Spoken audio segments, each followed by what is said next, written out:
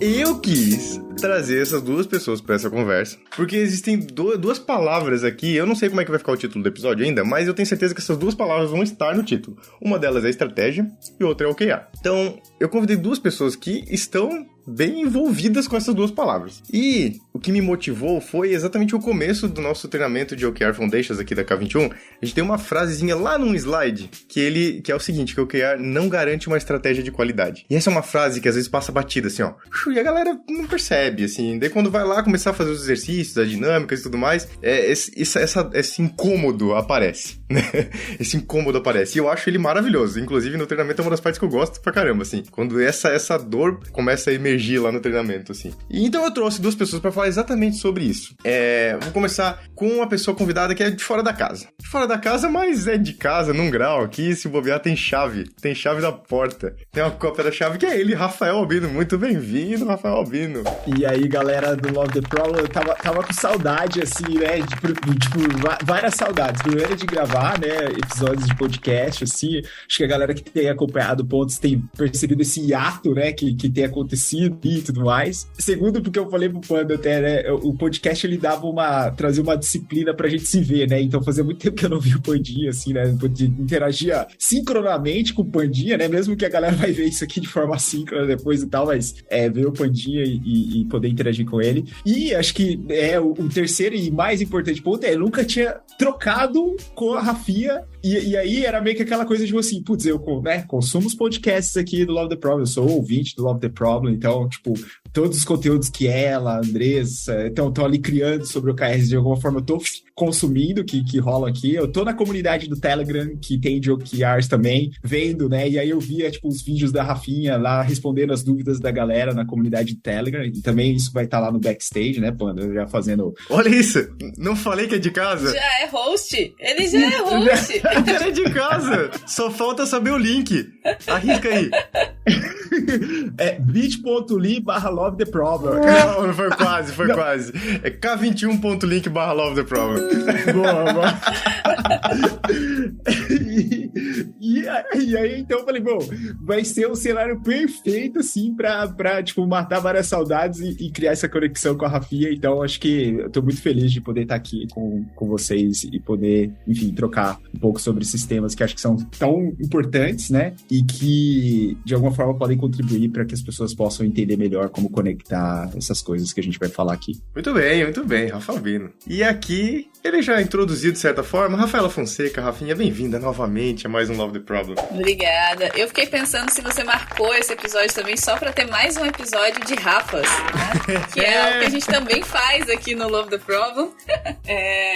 Bom, gente, estou aqui mais uma vez, é um prazer estar com todo mundo e falar desse assunto, né, que já não é novidade na minha vida, mas eu continuo também muito empolgada em falar um pouco sobre OKR, sobre como a gente materializa a estratégia. Antes de começar aqui, eu já tava conversando aqui no papo do cafezinho com o Panda, que eu gosto muito de você, Panda, mas na verdade eu queria realmente conhecer o Rafa ao vivo e é por isso que eu vim, entendeu? Pra que a gente conseguisse conversar um pouco mais. Mas é muito curioso isso, né? De como o mundo mudou e hoje a gente conhece as pessoas gravando podcast. Eu tava pensando nisso agora, enquanto o Rafa falava, né? E aí até já conectando com estratégia mesmo, né? As estratégias pra gente conhecer uma pessoa que você olha e fala, poxa, que pessoa interessante, no cenário onde eu trabalho, a gente trabalha a gente fala dos mesmos assuntos, a gente poderia trocar mais, etc e tal. Antigamente eu tinha que sair de casa, buscar um evento pra poder fazer um networking e tal, entender, será que essa pessoa vai estar lá? Pô,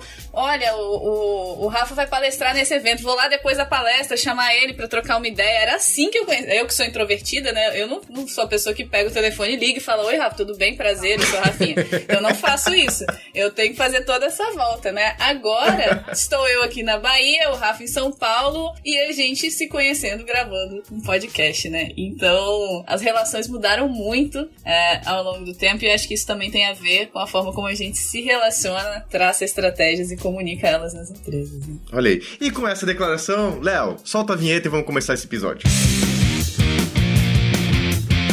Olá, este é o Love the Problem, o podcast oficial da K21.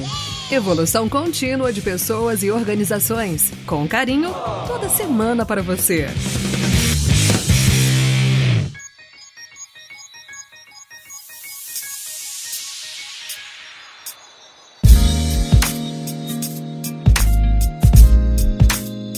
Muito bem, muito bem. Vamos falar dessas duas coisas, estratégia, OKRs, vamos tentar conectar essas duas coisas nesse nosso papo aqui, nesse nosso tempinho juntos e juntas. Eu sei que vocês que nos ouvem, às vezes estão na academia, lavando a louça, estão no carro, de vez em quando a galera posta lá no Insta foto do carro assim, o visorzinho aparecendo Love the Problem. Então depois compartilhem com a gente, onde é que vocês estão ouvindo a gente. Vem conversar com a gente lá na nossa comunidade do Telegram agora também, aí. Procura lá, @Love the Problem, vai estar no nosso backstage, k21.link/Love the Problem, tem o link lá também pro Telegram. Vem conversar com a gente lá, tá muito legal trocar, interagir um pouco mais, né? Antes a gente só interagia pelo backstage, então era meio demorado e tudo mais, agora a galera troca ali, compartilha e já traz um monte de tema pra discutir, tá bem legal. Tipo, a gente saiu da carta, né? O backstage era quase escrever uma carta uns pros outros. E agora a gente tá no mundo digital, de fato. Exatamente.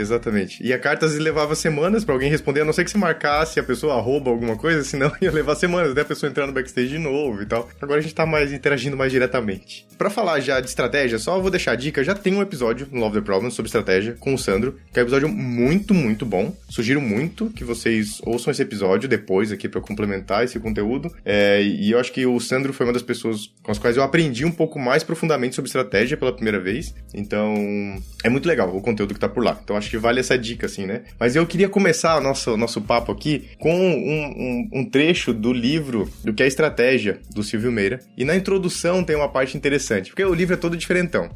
Eu fui nessa, eu comprei o livro e fiquei nessa. Será que vai ser legal e tal? Mas é bem divertido. Eu, particularmente, achei muito divertido ler o livro, porque ele tem itens, tópicos, subtópicos, uma coisa conectada com a outra, meio no formato de padrão, às vezes. É bem diferentão. Mas eu curti. E na introdução fala uma coisa pra mim que representa muito o cenário de quando a gente fala sobre estratégia. O primeiro deles fala, na maioria das vezes o que se chama de estratégia são só aspirações ou declarações de interesse. E ainda muitas vezes muito mal alinhavadas. Então, existe um cenário que se fala de estratégia que está muito mais conectado com isso, assim, né, no mercado. Aspiração ou simplesmente uma declaração de interesse. E a outra fala de grandes estratégias e que se convencionou chamar de planejamento estratégico. Então, eu gosto que na introdução do livro já traz essa diferenciação. E parece que é um espaço vazio muito grande entre essa coisa que é um interesse não mal alinhavado e uma grande complexidade de um mega planejamento estratégico, assim, né? Eu acho que esse talvez seja um cenário legal pra gente começar a nossa conversa,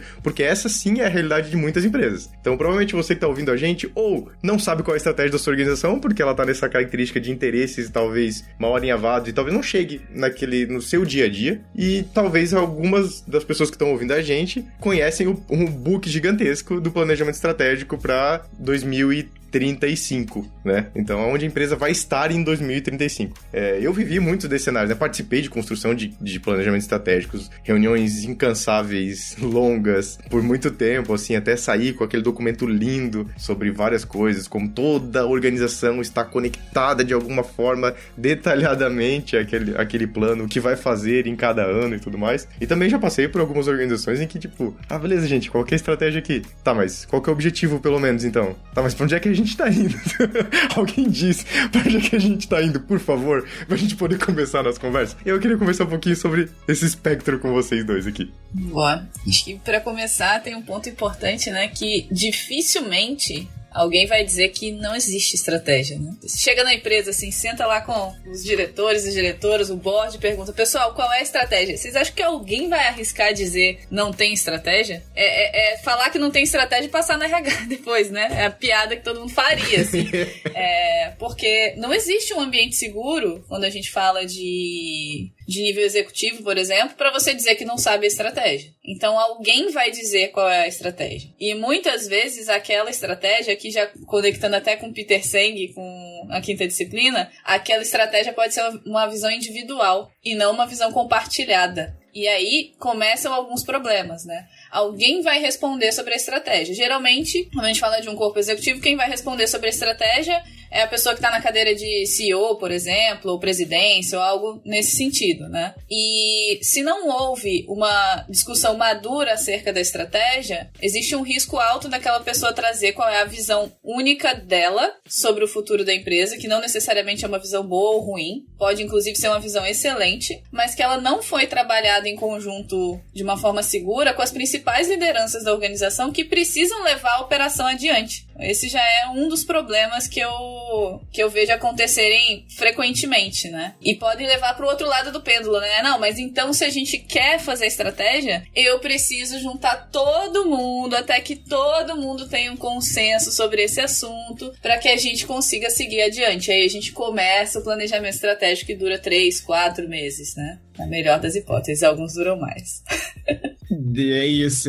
E é engraçado porque quando a gente pensa, acho que assim, né, o episódio do Sandro é muito bom, porque as pessoas que o Sandro traz como referências, assim, então o Richard Hamilton, ou até mesmo o Hamel, né, que são duas fontes ali que ele traz, né, todas as interações que a gente tem, ele acaba trazendo, elas falam muito sobre estratégia sendo um instrumento que ele deve minimamente garantir foco para que as pessoas consigam, né, ter uma diretriz ali de para onde seguirem ou, né, do que devem buscar ou teriam interesse. E tem uma característica que foi meio que sendo incorporada por essas pessoas, principalmente por conta dessa dinâmica de mercado que a gente tem vivido, que é a adaptabilidade também, né? Então é o quanto a estratégia ela vai respondendo ao que acontece no ambiente, tanto interno quanto externo da empresa. E isso é legal de pensar, né? Porque quando a gente fala assim, quando a gente busca um consenso e passa 3, 4 meses desenhando uma estratégia, talvez quando a gente for fazer uma colagem entre aquilo que foi descrito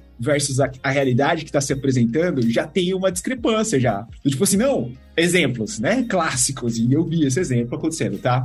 Vamos internacionalizar. Essa vai ser uma diretriz importante para a organização. Vamos internacionalizar em um país específico da América Latina. Sucesso, não estamos trazendo foco e tal. Ah, beleza, então o que a gente vai levar em consideração para essa internacionalização a nível de produtos, portfólio, Beleza, passaram-se quase 5 meses desenhando essa estratégia para essa internacionalização neste país. Aí, magicamente, por conta de cenários macroeconômicos, percebeu-se que aquela estratégia ela seria inviável. E aí, o maravilhoso disso foi que a estratégia, a empresa chegou e falou, beleza, vamos descartar, não faz mais sentido. O cenário ele tá lindo, maravilhoso.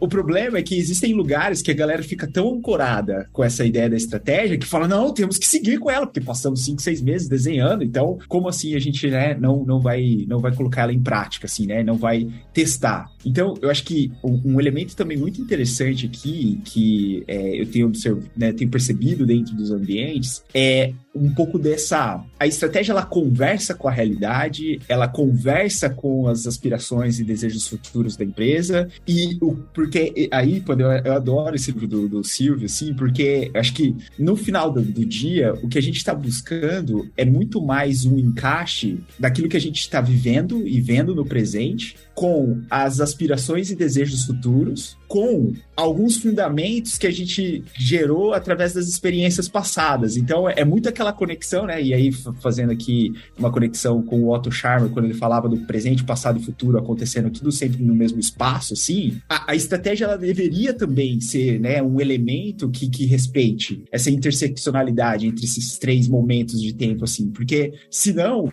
ela tá fadada a não fazer sentido, ou ela, né, tá muito ancorada em coisas do passado que já não representam uma realidade, ou ela ser muito de curto prazo, e aí ela ser aquela coisa do tipo assim, tá, exemplo também, Sarah trazendo aqui, não, estratégia, né? Quem nunca viu aquela estratégia? Aumento de receita. Eu falo assim, cheirinho de coisa estranha, aumento de receita, estratégia da empresa, é isso mesmo? E aí, a empresa, crescendo o faturamento lindamente, só que aí o portfólio de serviços e produtos da empresa se degradando, ficando ali totalmente desatualizado. Aí chega um momento que aquela geração de receita ela cessa, e a empresa fala, agora vamos pro mercado, vamos mostrar opa, meu portfólio já não responde mais às necessidades e dores que estão acontecendo aqui dentro do mercado. Então, ficar muito no curto prazo também tem esse risco e por isso esses cuidados. E também ficar nessa aspiração futura, 2035, acho que a pergunta que fica é, que mundo será que estaremos em 2035, né? Alguém tem uma bola de cristal ali, ou modelos preditivos, né, para isso? Então, acho que, assim,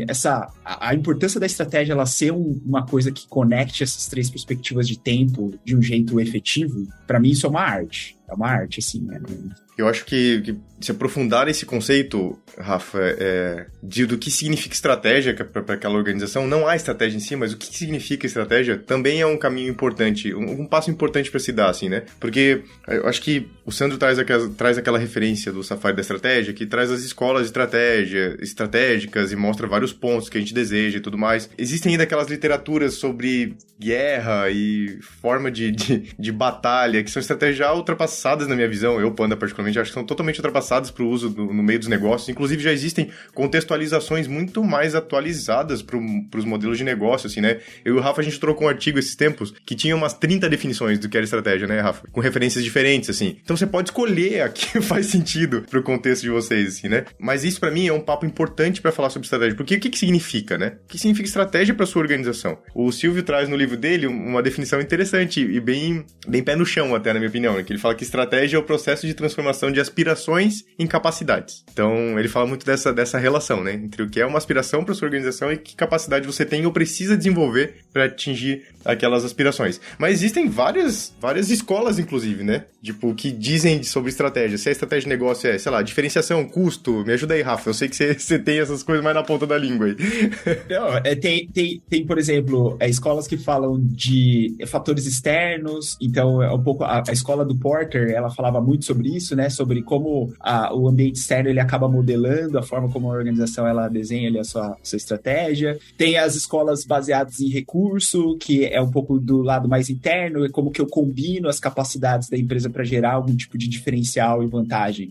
E isso tem muito essa ideia de interno. Aí tem algumas escolas que eu estava até achando interessantíssimas, mais novas, falando sobre ecologia. Então, é um paralelo sobre essa ideia da biologia e da sobrevivência, né, dos elementos ali que sistemicamente vão se modelando para poder gerar essa continuidade e sustentabilidade, né, da organização. Então, acho que é isso, né? Qual vai ser a fonte que vai inspirar, ela acaba determinando muito. Já que a gente já tem um mundo de definições de estratégia, eu vou trazer mais uma.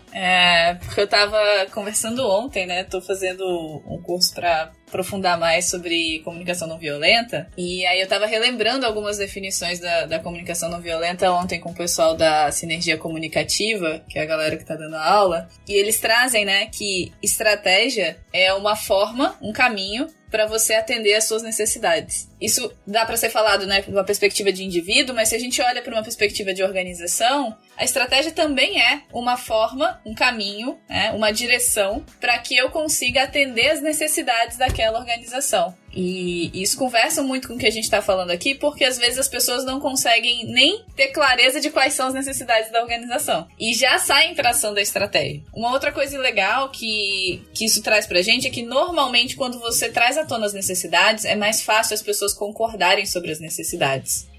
Mas o conflito real, ele acontece na camada da estratégia. Porque é quando a gente reconhece as mesmas necessidades, mas o caminho que eu quero seguir é diferente do caminho que o Panda quer seguir. O caminho que o Rafa quer seguir é diferente dos nossos caminhos também. E muitas vezes a gente perde um tempo enorme na discussão e tentativa de resolução desses conflitos diretamente nas estratégias, nos caminhos, sem que a gente tivesse realmente conversado sobre as necessidades. Isso é incrível. Caramba, Rafinha. E eu acho interessante isso, porque essa palavra necessidades, ela leva a gente para a importância que é entender, eu tô evitando ao máximo usar essa palavra, assim, ao máximo, que é contexto, eu tô evitando ao máximo, eu tô tentando substituir por outras palavras, assim, né, para não ficar ancorada, assim, refém do contexto. Tudo é contexto. Mas me leva muito, quando eu penso em necessidades, a essa ideia de qual é a realidade que se apresenta agora, qual foi o caminho, né, Panda? Aí lembra do Path Dependency, assim, tipo, o caminho que nos trouxe até aqui. Então, tipo, isso vai modelando um pouco, né, aquilo que a gente é, né? Então, ou aquilo que a organização é. Então, eu achei muito incrível isso, porque o quanto estão declaradas essas necessidades, né, quando a gente vai desenhar essas estratégias dentro das empresas. Achei maravilhoso, que me levou para um lugar longe. Esse ponto que a Rafinha trouxe, juntando com a adaptabilidade que você comentou agora há pouco, Rafa, me mostra muito de como é necessário a gente estar atentos e atentas a isso, a essas mudanças, a partir do momento que a gente começa a caminhar em direção a essas necessidades. Porque a cada passo que a gente dá, ela abre novas possibilidades, tanto de caminho como para novas aspirações, né? Então, se a gente ancorar para um planejamento de longo prazo, a gente vai deixar esses caminhos de lado, sabe? A gente vai parar para realinhar, ou pra reconfigurar, ou pra, assim, enfim, encontrar novas possibilidades que estão surgindo ali, pensando no futuro emergente, né? O futuro tá acontecendo, vai vivendo, mas não, peraí que a gente tem, 2035 era esse aqui. Ou pro final do ano, não precisa ser longe não, né? Pro final do ano o número era esse aqui. Então, não, peraí, esquece esse caminho que tá surgindo, não, a gente quer esse número aqui. Então, essa sensação de que, tipo, a gente tem um caminho que leva pra um lugar, mas que, na verdade, se a gente tem uma necessidade, uma aspiração que a gente quer atingir, e a gente começa a encontrar esse caminho, novos caminhos vão surgindo, né? E o fato de a gente poder continuamente ir discutindo, rediscutindo, realinhando, sabe? Faz com que o planejamento se torne muito mais próximo daquela realidade e se aproveite desse futuro emergente que tá surgindo, assim, né? Senão a gente tá, de fato, ancorado a uma realidade só. E o mundo inteiro, a complexidade do ecossistema, né? Quando você trouxe esse ponto das novas escolas aí, Rafa, lembra muito, né? As questões de sistemas complexos, de ecossistema, e de como esse pensamento de forma sistêmica traz uma nova realidade para aquilo que as empresas tinham da linearidade por isso que eu falo das batalhas, daquela referência à guerra bélica e tudo mais, era tipo, era um contra o outro, era linear, talvez você tinha algumas estratégias diferentes, você conhecia um terreno, era tudo muito linear mesmo, assim, né? E quando a gente vai olhando para as organizações e para os ecossistemas, a gente vê que na biologia, que é tudo tão complexo e tudo se relaciona de uma forma tão diferente, em que a gente pode aprender a cada nova relação, a cada nova necessidade, aspiração, a cada novo caminho que a gente começa a explorar e tudo mais. E isso retroalimenta uma ótima estratégia, né? Não é que a gente quer manter essa estratégia viva, condizente com a realidade, que leva a gente para um outro lugar, assim. Então, eu acho que isso preenche um pouco desse espectro que eu falei logo no começo, né? Que é do grande planejamento estratégico ou daquele super objetivo local específico de curto prazo, né? Então existe todo esse espectro possível da gente explorar dentro das organizações, assim. Total. E aí, eu queria perguntar, Rafinha, como que você enxerga o OKR nisso tudo, assim?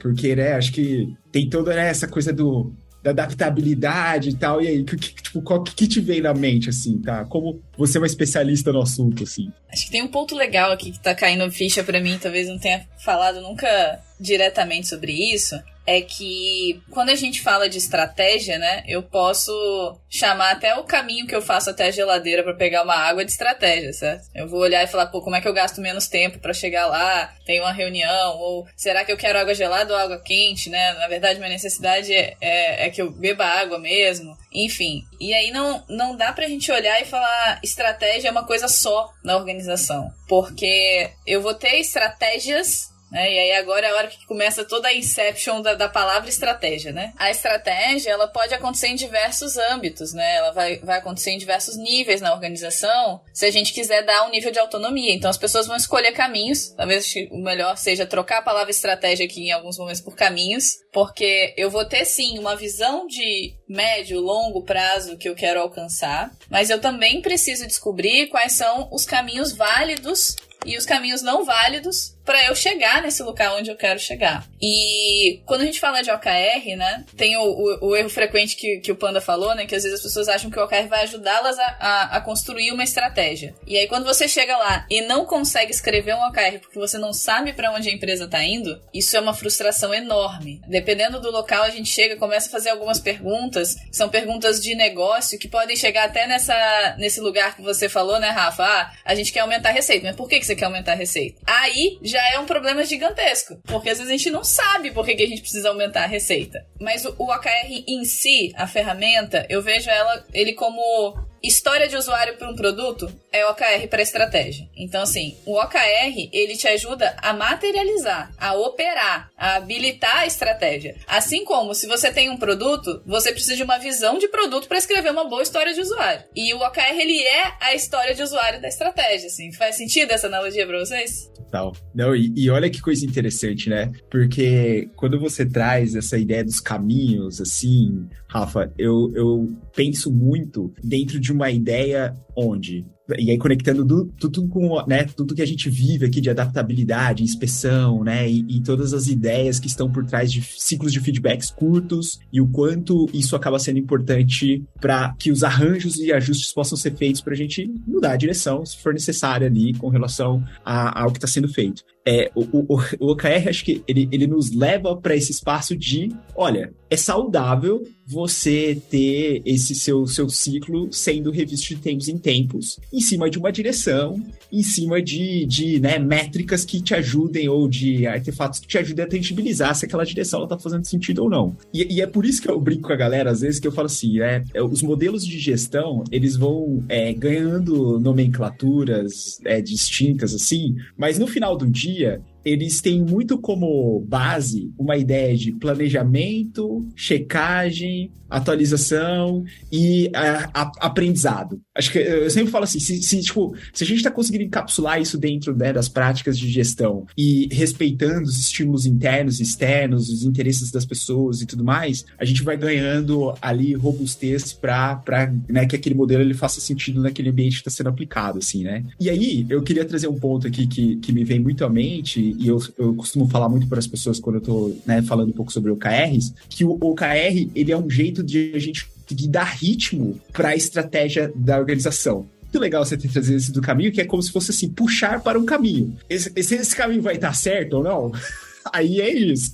Tipo, a gente tem que questionar, assim, a gente não sabe para onde a gente tá indo e tal, né? Mas eu acho que essa é uma reflexão bem interessante, que o OKR, no final do dia, ele não vai resolver a ausência da estratégia, mas ele pode ser um bom motor de dar ritmo para essa direção, assim. Perfeito, Rafa. E olhando, né, pro OKR em si, a gente tem o OKR, né, a matéria ali, Objective Key Results, mas a gente tem o framework por trás, né, como você bem colocou, que são as rotinas, são os papéis, as responsabilidades, a forma como eu faço essa governança, né, que também não adianta eu só escrever, né, um bom OKR, eu só escrever a história de usuário, colar na parede e não fazer toda a governança que tem por trás disso. E concordo muito que essa governança é o que vai dar esse ritmo e essa possibilidade de retroalimentação da estratégia que a gente está falando tanto, né? Então, para eu descobrir se eu tenho uma boa estratégia, eu tenho que colocar ela em prática. Eu posso passar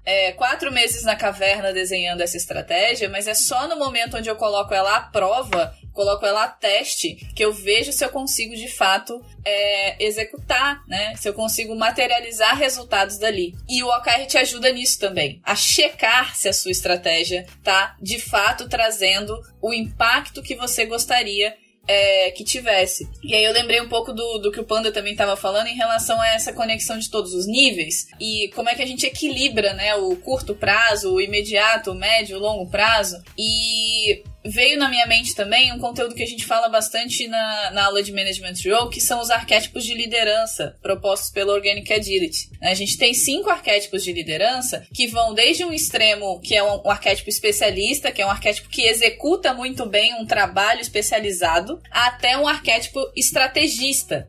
E o que eu costumo dizer na aula, né, com os alunos é que se todo mundo for estrategista, a empresa não entrega nada. Ela entrega 0. Tá todo mundo pensando no futuro e nada está sendo entregue de fato. Ao mesmo tempo que se eu só tiver especialistas, essa empresa não sobrevive por muito tempo, porque a gente está entregando o que está ali na nossa frente, o que a gente sabe fazer muito bem, mas a gente não está construindo um futuro. E esse equilíbrio, ele precisa existir nos diversos tipos de liderança que a gente tem na organização. E aí, já vou puxar um outro assunto que é: quem que eu envolvo para fazer estratégia mesmo? Será que eu preciso envolver todo mundo? Será que todo mundo precisa dar opinião sobre a estratégia? Será que todo mundo tem que participar da construção? Como é que eu vou fazendo isso ao longo do tempo? Eu queria ouvir um pouquinho de vocês essa questão do envolvimento de pessoas nessa construção. Eu tenho alguns pontos aqui, eu acho que para complementar com isso, somar mais um pontinho pra gente explorar juntos, assim. Tem 3 pontos que me chamam a atenção quando a gente fala de execução de uma estratégia ou de tornar a estratégia parte do que a organização vive, que é coerência sobre o que a gente deseja como organização, que está descrito na estratégia, assim. A forma de fazer essa gestão, então, o OKR, que é o tema que a gente está falando aqui, é uma dessas formas, né, de como a gente fazer a gestão dessa estratégia.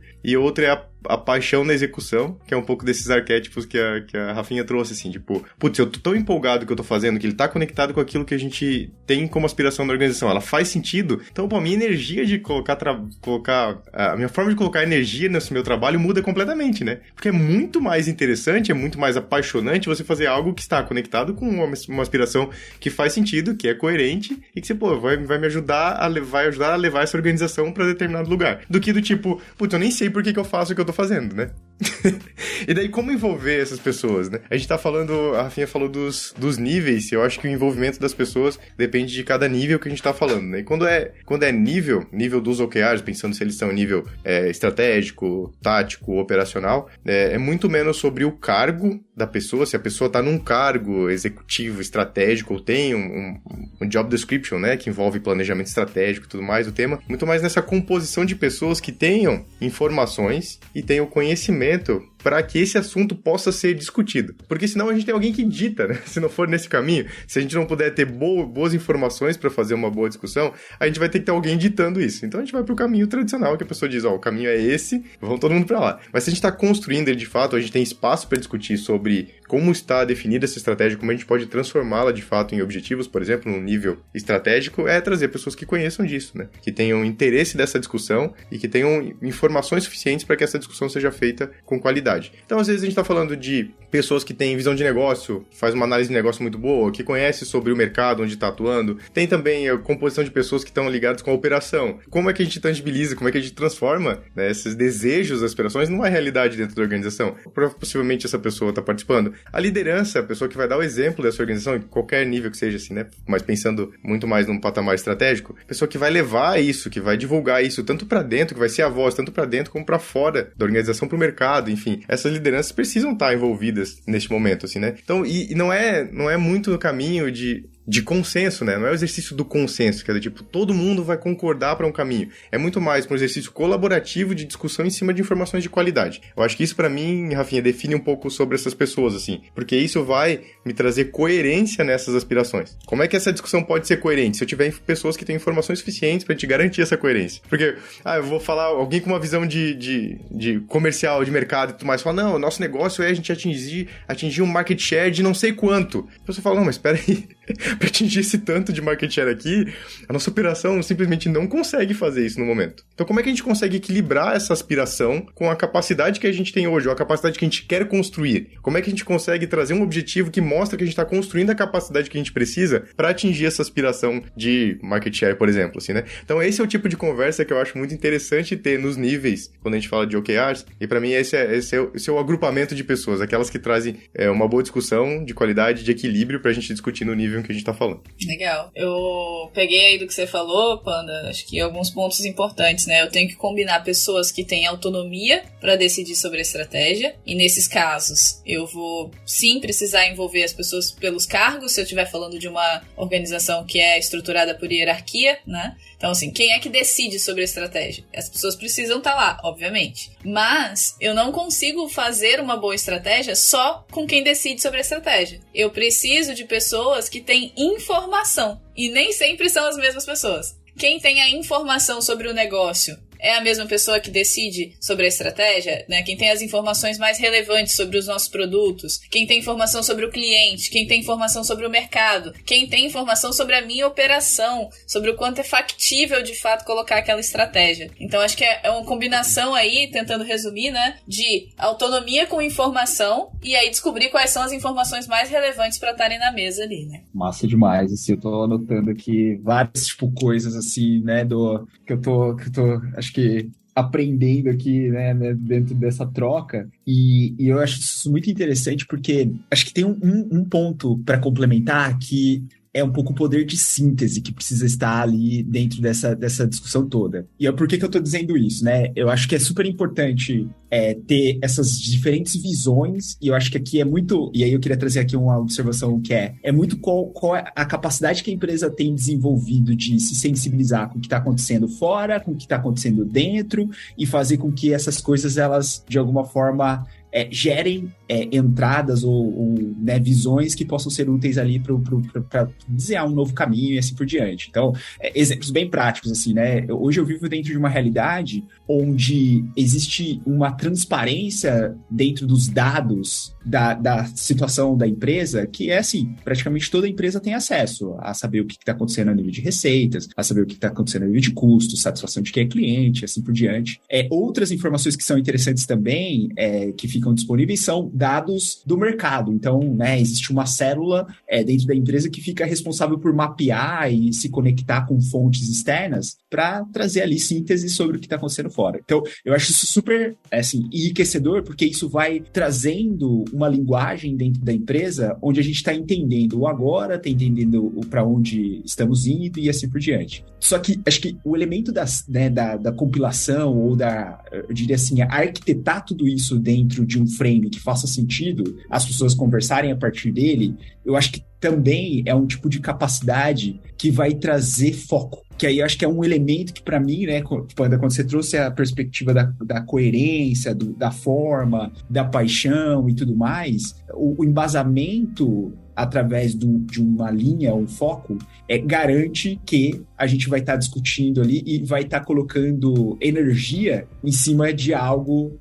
que não disperse, porque a gente sabe muito bem que quando não tem essa coerência né, o plus mais o foco, as pessoas vão cada um para o seu caminho, as estruturas vão, né, e principalmente ambientes onde às vezes tem muita autonomia, cada pessoa vai, né, ou cada estrutura vai indo para diferentes linhas, e que no final do dia, essas linhas, elas podem gerar, por exemplo, experiências ruins para quem é cliente, porque aí tem divergências na forma como aquele produto / serviço é entregue, desperdícios com relação à grana que é gasta com, por exemplo, propaganda e coisas do gênero, marketing, porque cada estrutura tá tendo uma ideia de um caminho ou de um propósito. Então, eu acho isso super, super interessante, né? A ideia do foco e dessa capacidade de arquitetar esse foco. E aí, trazendo, né? Eu tô vivendo muito isso quando a gente fala de escala ou de um ambiente onde você tem muitas pessoas para garantir que elas estão alinhadas e baseadas nesse frame, começa um esforço intencional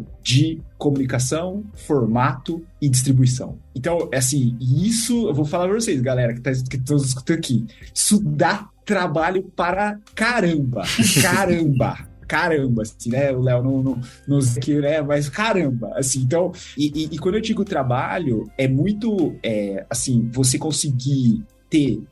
E acho que só para, né, abrir o coração, momento abertura de coração aqui, dá a ideia de que nunca é o suficiente. As pessoas sempre vão falar, eu gostaria de ter mais informações, eu não participo, eu não sei como o processo de tomar de decisão é feito aqui dentro. Então, né, mesmo tentando trazer e articular da melhor maneira possível. Então, acho que a arquitetura do que é a estratégia e como ela de alguma forma chega e é construída e tudo mais, fica aqui também como, acho que, uma capacidade complementar. Cara, muito, muito legal você ter trazido isso, Rafa, porque eu comecei a conectar com vários desafios que a gente está vivendo na K21 atualmente. A gente, abrindo aqui agora, né, abrindo a cozinha da K21,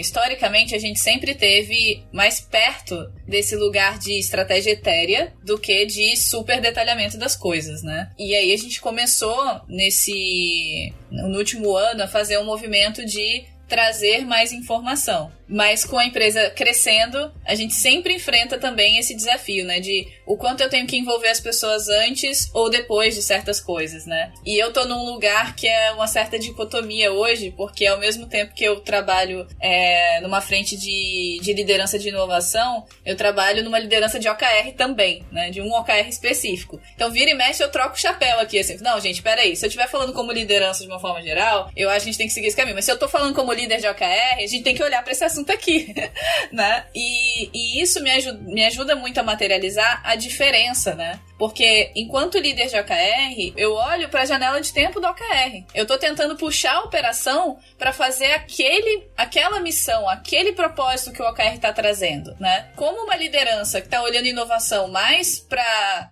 não só curto prazo, mas médio, longo prazo na K21, eu também tenho que olhar para o depois. Eu não olho só para a janela do OKR, né? E isso materializa muito a diferença da estratégia para o OKR. A estratégia, ela tá construindo um futuro que ele é um pouco mais distante e deveria ser um pouco mais distante. E o OKR, ele tá testando a hipótese de que eu consigo começar a construir aquele futuro agora, a partir desse momento. E aí, falando dessa escala também, né, que você trouxe, também fiquei vendo vários dos nossos desafios aqui, exatamente com essa questão de estrutura, né? Um experimento que a gente fez recentemente foi utilizar o método de 6 Pages da Amazon para tentar materializar a nossa estratégia. Foi um exercício muito interessante pra gente. Primeiro porque ajudou a gente a colocar no papel coisas que antes pareciam óbvias e não eram ditas. Ao mesmo tempo que a gente já tinha OKRs baseados numa estratégia um pouco mais etérea. E aí a gente sentou no meio do ano para fazer os 6 Pages e a gente começou a colocar os OKRs em xeque. E foi muito interessante isso. É exatamente o momento que a gente está vivendo agora, né? De revisar e olhar e falar assim, gente, a gente materializou mais a nossa estratégia, a gente deu mais detalhe dela. Os OKRs ainda estão conversando com ela, tá fazendo sentido e isso tá ajudando a gente a ter uma visibilidade de problemas, de desafios e até de resultados que a gente às vezes não tinha. E o que é muito curioso, às vezes a gente não tem nem a visibilidade do resultado, do que tá funcionando muito bem, mas a gente tá imerso, né, numa discussão maior e não tá tendo capacidade de aprender tanto com o que tá acontecendo agora. E aí eu tenho visto essas duas ferramentas conversando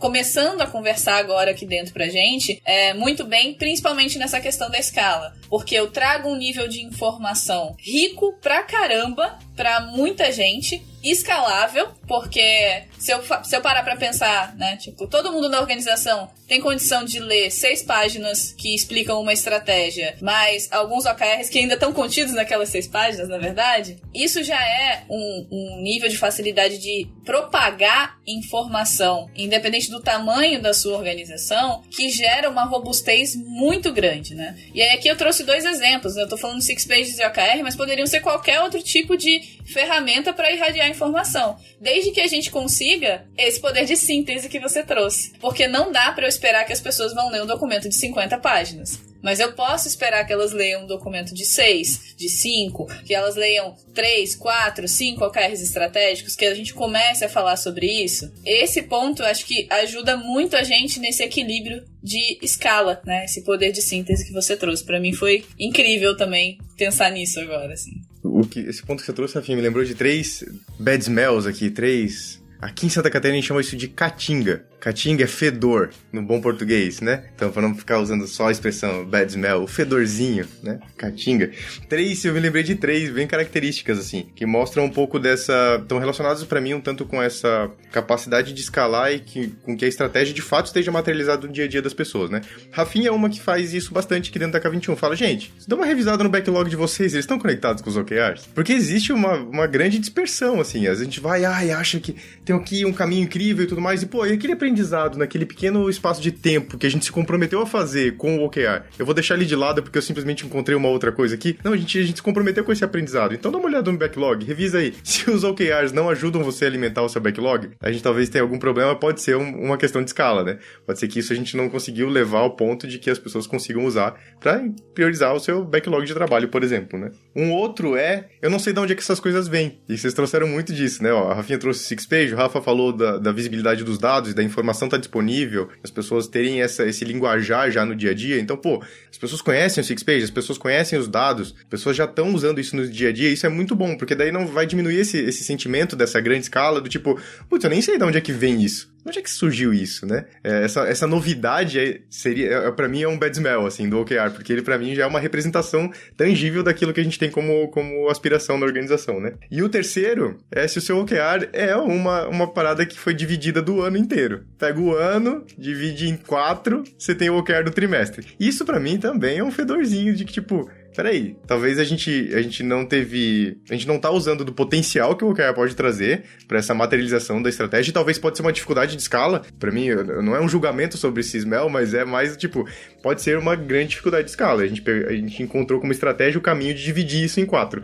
Mas talvez a gente precise trabalhar melhor essa comunicação, melhor a gente trabalhar melhor essa governança, tudo que vem junto com o uso de OKRs e tudo mais, né? Então eu lembrei desses 3 fedores que aparecem nas organizações. E, cara, é muito legal isso, Panda, porque isso me lembrou uma coisa que aconteceu essa semana, assim. Como a gente falou, né, de materializar as necessidades da organização, Six Pages é um lugar muito legal pra gente materializar essas necessidades, né? E a partir dessas necessidades a estratégia. E essa semana a gente tava conversando, inclusive, essa questão dos backlogs, né? Tava sentando com outra pessoa que lidera outras partes da operação na K21. E aí, quando eu peguei o backlog, olhei o meu roadmap, o que eu tava pensando, e o backlog dessa pessoa, falei, cara, você percebeu que a gente tem estratégias conflitantes aqui? O caminho que eu tô seguindo conflita com o caminho que você tá seguindo? E a pessoa falou, putz, percebi. Como a gente estava falando, né, de inovação versus portfólio atual, né, ele estava olhando para o portfólio atual, eu estava olhando para a inovação, eu falei,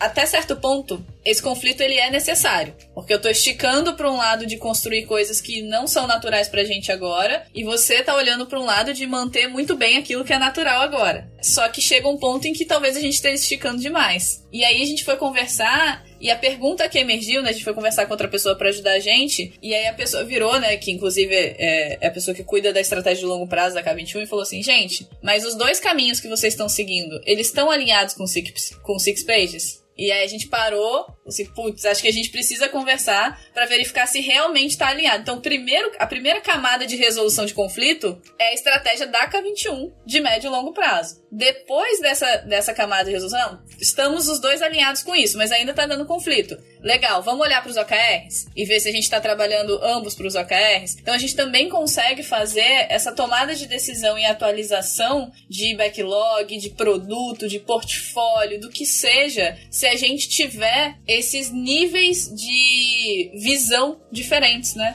Tá, eu tô alinhado com médio e longo prazo? Tô. Eu tô alinhado com curto prazo, né? E aí vem uma coisa que geralmente não parece óbvio para as pessoas, e é difícil de perceber, que é OKR não é sobre o longo prazo. Nem o OKR estratégico é sobre o longo prazo. Ele pode estar construindo a base que você precisa para ter o seu longo prazo, mas o longo prazo está na estratégia. Né? Se você considera que 1 ano é longo prazo para você, talvez você tenha que reconsiderar, porque sim, é uma janela de tempo bem razoável, né? Principalmente para quem está acostumado a trabalhar com ciclos curtos, mas já é ali no máximo um médio prazo, quando a gente fala de nível de organização, e a gente precisa do que cuida do longo prazo para que a gente consiga tomar as melhores decisões no médio e no curto prazo também. Total.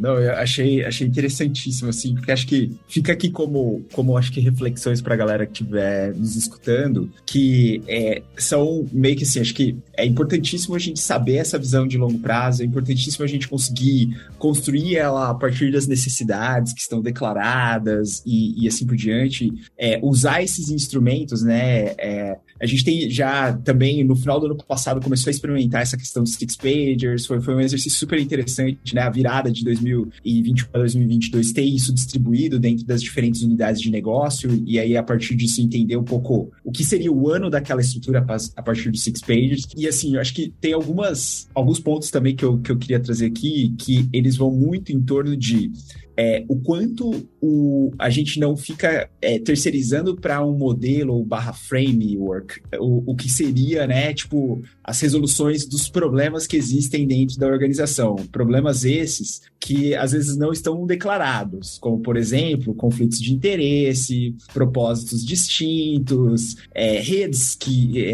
sociais que de alguma forma são formadas, né, e que elas se protegem, se blindam e tudo mais, e que os modelos em si, eles não vão nos levar para essa parte baixa do iceberg, assim, né? Eles de alguma forma, talvez possam trazer para a mesa ali os problemas, as discussões, né? Mas essas divergências, mas eu acho que tem esse aspecto social, quando a gente fala sobre organizações e sobre desenhos de futuros e idealizações, que eles precisam, de alguma forma, estarem sendo observados. E o que eu queria deixar de dica muito prática, eu tenho conversado com várias pessoas sobre isso, que é o quê?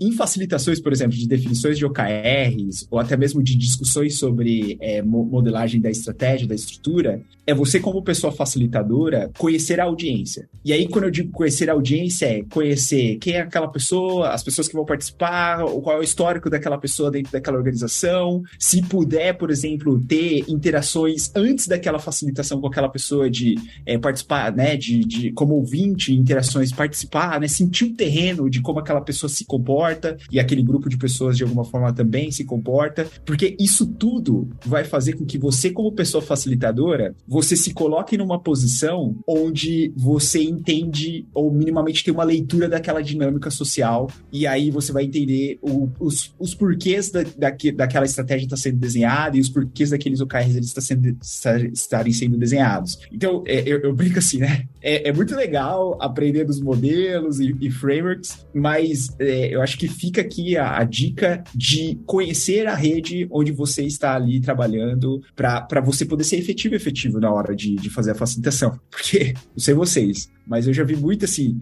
vamos definir os OKRs do ciclo. Aí, tipo, né, faz todo aquele processo, aquela facilitação pirotécnica e tudo mais, e tarará, tarará, tarará. E aí chega uma pessoa dentro dessa interação, ela fala assim, não, eu não concordo com isso, vamos seguir por esse caminho. E aí a pessoa facilitadora, peraí, isso não tava no script. Pra onde eu sigo? Aí, tipo assim, beleza, então, né, não, mas dê a sua opinião, ou fulana, beltrano e tal. As pessoas, não, eu acho que a gente tem que seguir por esse caminho mesmo. E aí, mas peraí, mas eu acho... E aí, enfim, e aí né, o modelo de OKRs, ele simplesmente esconde ali, talvez, todo um ambiente de medo que existe dentro daquela estrutura, por conta das relações que existem entre aquelas pessoas. Então eu acho que é isso, assim, né? As estratégias e os OKRs, eles são, de alguma forma, e isso me trouxe muito nessa troca que a gente teve hoje aqui, eles são representações de interesses, de necessidades e de idealizações futuras. Então, o quanto mais a gente consegue coordenar isso tudo, né, ou tentar, de alguma forma, como facilitador e facilitador, combinar isso para algo que seja saudável, né, uma conversa saudável, eu acho que isso faz toda a diferença, assim. Porque senão a gente volta pro modus operandi que a gente já discutiu aqui, das pessoas não se sentirem parte, das pessoas não verem consistência, das pessoas não se enxergarem, e a estratégia tá longe do dia a dia, e assim por diante, né? Então acho que é muito, enfim, tô saindo aqui com a cabeça toda bagunçada aqui, com várias anotações. Nossa, eu gostei muito desse ponto, acho que eu nunca olhei pra isso de forma consciente, Rafa, mas... Agora, relembrando aqui das facilitações e tudo mais de OKR nas empresas que a gente já fez, cara, como emerge, né, de fato, essa relação social verdadeira que tá por trás ali, assim. A gente percebe muito disso. Esse exemplo que você falou é muito característico, você observar ele. Você vê aquela pessoa que tá liderando o OKR, mas na verdade ela tá só como fachada ali, quem tá fazendo as coisas é outra pessoa que tem as informações, tem os dados, tem tudo mais, assim. E tudo isso, quem tá no processo, então eu acho que é essa dica que você falou para as pessoas que estão facilitando o OKR de fato, né, quem tá nesse processo dentro das organizações, é muito preciosa, assim. Porque se você começar a perceber, você vai ver essas relações emergindo de alguma forma. Talvez elas não estejam super explícitas, mas você vai começar a perceber algumas pequenas disfunções aqui e lá, como essas relações se estabelecem, né? E isso não é uma parada simplesmente tipo, olha só, as relações dessa organização são todas disfuncionais e tudo mais. Não é pelo caminho de trazer essas relações verdadeiras de forma útil pro processo, né? Não, beleza, se não é você, quem que é a pessoa que tá liderando isso de fato? O que a gente poderia fazer para modificar e transferir de fato a liderança para essa outra pessoa, né? Existe uma questão de hierarquia e estrutura? Beleza, vamos conversar sobre essa questão de hierarquia e estrutura, como essa falta dessa capacidade no momento atrapalha as nossas aspirações e pode alavancar várias modificações dentro desse sistema da organização, né? Eu nunca tinha parado de forma consciente para pensar, mas olha, se a gente parar uns minutinhos aqui, a gente vai tirar uma penca de exemplos aqui para trazer nesse aspecto. E isso trouxe para mim também uma reflexão que às vezes quando a gente tá falando, né, dessas dores de crescimento e das questões de políticas, né, da organização, então eu tenho as diferentes tribos, eu tenho as diferentes culturas, eu tenho as conversas paralelas, né, ou os interesses paralelos, enfim. Eu já vi muitas pessoas que estão começando nessa prática de OKR, de facilitação e coisas do tipo, dessas pessoas olharem e falar assim, não, mas ter política é errado na organização, não quero, eu quero trabalhar num lugar que não tem política, eu tenho uma péssima notícia pra você. Nenhum lugar não tem relações políticas. Você pode sim escolher não se envolver nessas relações políticas, não querer lidar tão fortemente com esse xadrez, né, no dia a dia. Mas se você escolher, já houve, né, o xadrez corporativo tem várias dicas lá sobre isso. Gostei do Java. Mas vai existir. Assim como as tribos vão existir, as conversas paralelas vão existir, o grupinho do todo mundo sem fulano vai existir, e você precisa achar formas de lidar com isso. E muitas vezes as formas de lidar com isso são você construir uma cultura organizacional que é maior do que isso. Então, mesmo que eu tenha os grupinhos paralelos, mesmo que eu tenha interesses pessoais entrando em conflito com interesses compartilhados, eu crio uma visão compartilhada e eu crio uma cultura organizacional que eu vou ter que cuidar para que ela de fato se torne cultura, né? Porque cultura a gente não cria, implanta e vai embora. A gente tem que desenvolver isso, né, ao longo do tempo, para que a estratégia da organização importe mais, para que o caminho para onde a gente está indo importe mais, para que o propósito importe mais, de modo que as outras coisas, né, sejam elas esses caminhos políticos, essas conversas, esses interesses, eles até existam, mas eles coexistam, porque eu não vou conseguir eliminá-los. Eu preciso achar caminhos para que eles coexistam, né? Se a gente chegar e falar, né, vamos supor, uma liderança que tá pé da vida ali porque tem uma tribo específica, ou tem um grupinho específico, tem o grupinho do todo mundo sem fulano e coisas assim. Eu já vi muita gente irritada com isso nas organizações, eu já me irritei muito com isso no passado, mas a única coisa que você garante quando você se irrita com isso e vai lá brigar com as pessoas é que vai sair o grupinho do todo mundo sem você. E pronto, né? E isso não é prático, isso só alimenta. Então, quando a gente fala de estratégia, quando a gente fala de OKRs, a gente precisa trafegar nesses ambientes, a gente precisa achar caminhos para que a gente tenha organizações que coexistem e que tem algo maior, mais importante e que faz mais sentido para as pessoas, porque na hora que o calo apertar, todo mundo vai se apegar a essa estratégia, a esse propósito, a esse direcionamento e ser capaz de trabalhar em conjunto para chegar lá.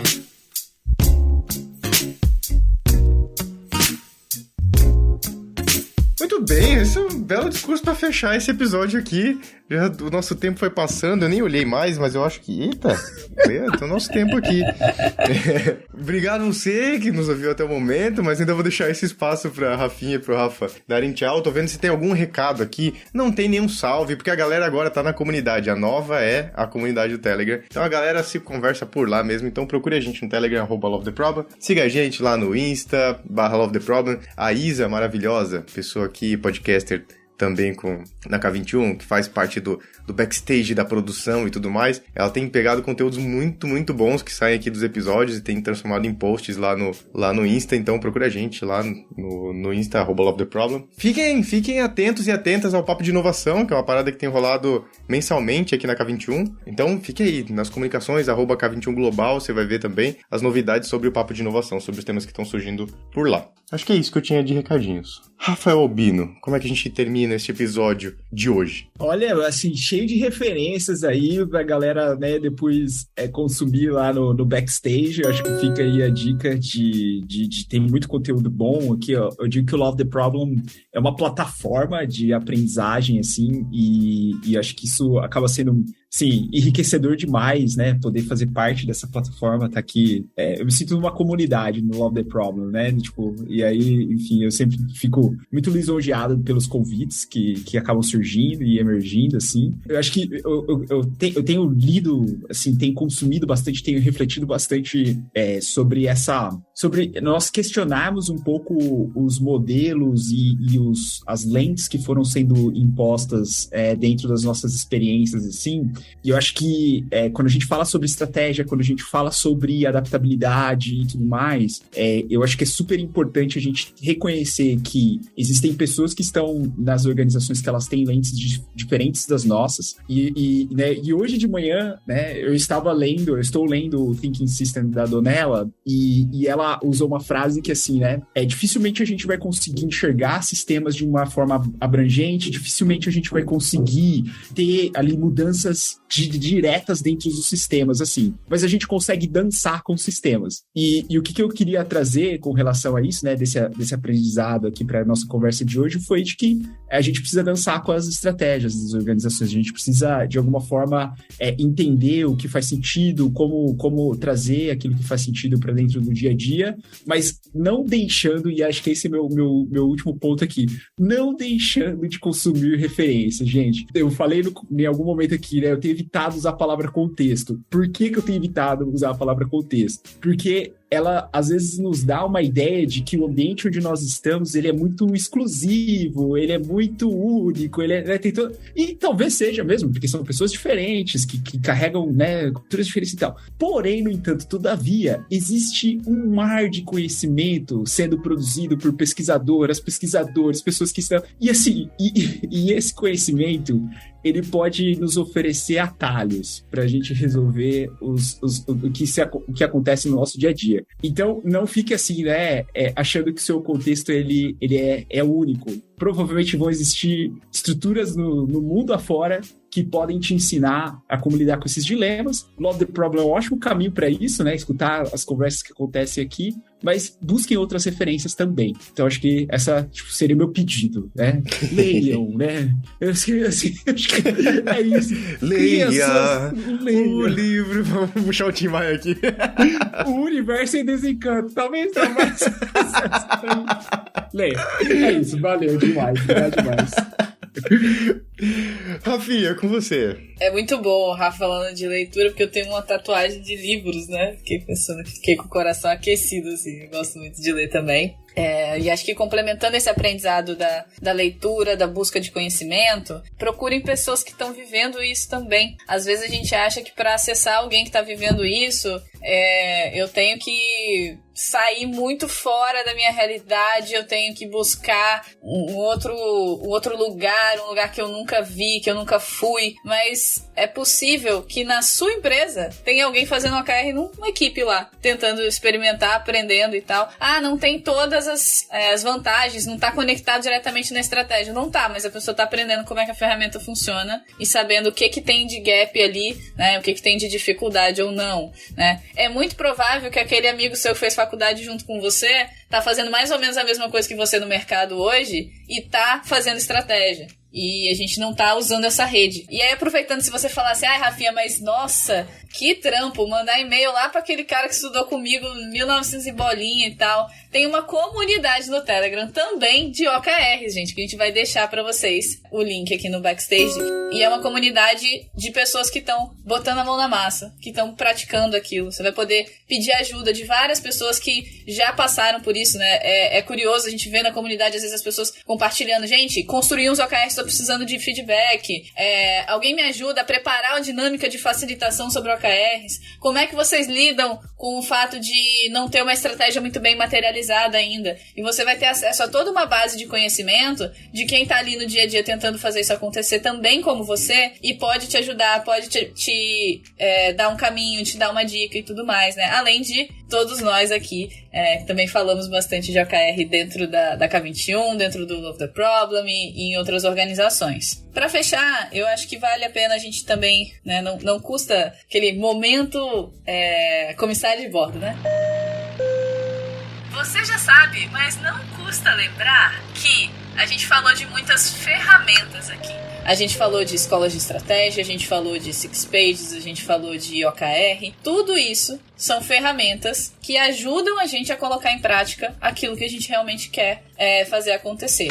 Como toda boa ferramenta, ela pode ser usada de uma forma muito funcional ou muito disfuncional. E a gente tem que ter sempre um carinho sobre por que eu escolhi essa ferramenta. Qual era o motivo pelo qual eu decidi usar o OKR? Qual era o motivo pelo qual eu escolhi essa definição de estratégia? Qual era o motivo pelo qual eu peguei esse tipo de framework, esse tipo de método para colocar no meu dia a dia? E checar se, de fato, o impacto que você queria está vindo. Eu queria envolver mais pessoas e que elas se sentissem parte de uma definição de estratégia. Isso funcionou? Isso aconteceu? aconteceu. Eu queria uma estratégia de melhor qualidade. Isso funcionou, isso aconteceu. Eu queria ciclos curtos. Isso funcionou, isso aconteceu. Sempre volte e entenda por que você escolheu aquela ferramenta. Porque, gente, ferramenta, você pega 3 livros, você vai achar 80 ferramentas. É entender por que eu preciso da ferramenta e se ela tá funcionando pra mim ou não, né? E trocar com outras pessoas. Porque se não funcionou pra você, pode ter funcionado pro seu vizinho do lado e ele pode ter feito uma customização bem específica, resolvido um probleminha ali que você não tinha visto e a partir do aprendizado dele, você também consegue melhorar, você também consegue aplicar melhor. Muito bem, é isso aí. A nossa rede e o nosso sistema sendo muito mais importante que o contexto específico, né, seu Rafael?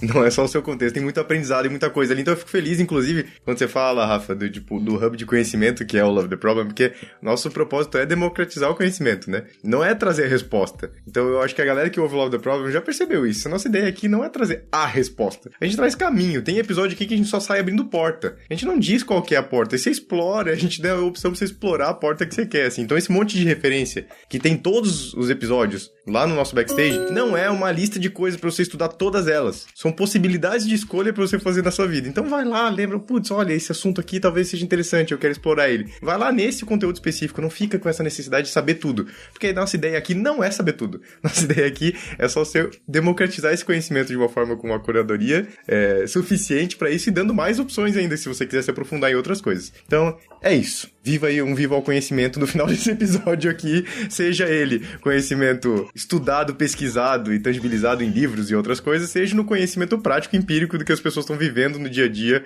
ao seu redor. Tem muito conhecimento borbulhando, né, no nosso dia a dia hoje, assim. Então é isso aí, aproveite. Um beijo pra vocês. Até o próximo Love the Problem. Tchau!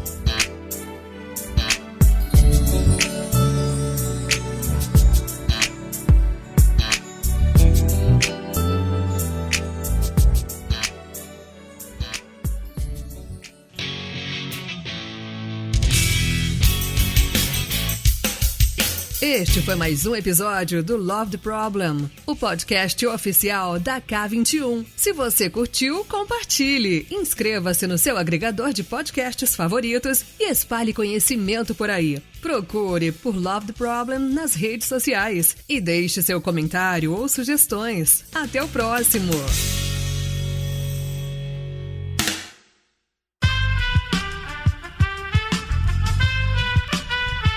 Esse podcast foi editado por Aerolitos Edição Inteligente.